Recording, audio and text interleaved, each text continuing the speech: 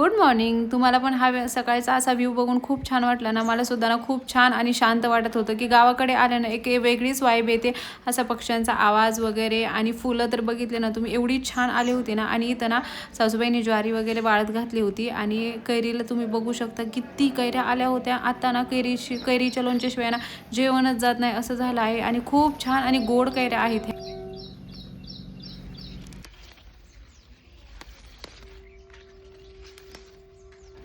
तर इथे फ्रेश असा पालेभाज्या घेऊन ना मी आज स्वयंपाक करणार होते. तर मी इथं शेतामध्ये पालकची भाजी केली होती. आमच्या सासूबाईंनी ना सगळ्या पालेभाज्या लावल्या आहेत इथं, म्हणजे कोथिंबीर, शेपू, मेथी, पालक, भेंडी असं सगळं लावलं आहे. त्यामुळे त्यांना ना बाहेरून जास्त आणायची गरज पडत नाही. त्यांचं म्हणणं असतं की शेतामध्ये आहे, आपलं शेत आहे ना, तर शेतामध्ये लावायचं आणि घरचंच खायचं.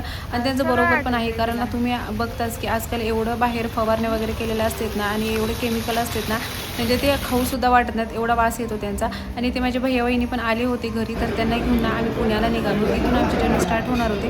ते दोघे पण आमच्यासोबत येणार होते. भूक लागली होती त्यामुळे ना आम्ही एका हॉटेलमध्ये थांबलो होतो. हॉटेल कांचन, तुम्हाला तर माहितीच असेल, हे हॉटेल खूप फेमस आहे.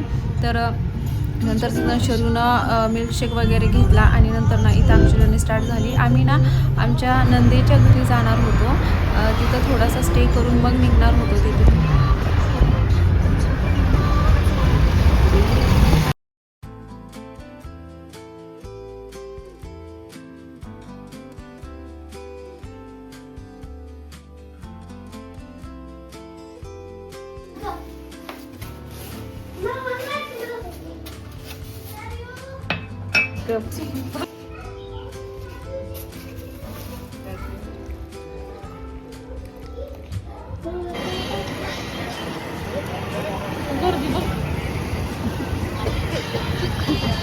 भाजीपाला वगैरे आणायचं होतं, त्यामुळे त्यांच्यासोबत ना मी बाहेर गेले होते. ना येताना ना आम्ही छान अशी दोघींनी ना पाणीपुरी एन्जॉय केली. पाणीपुरी मला एवढी तर खरं आवडली नाही, पण ठीक आहे म्हणलं, छान होती. माझी व्हिडिओज आवडत असेल तर नक्की सबस्क्राईब करा.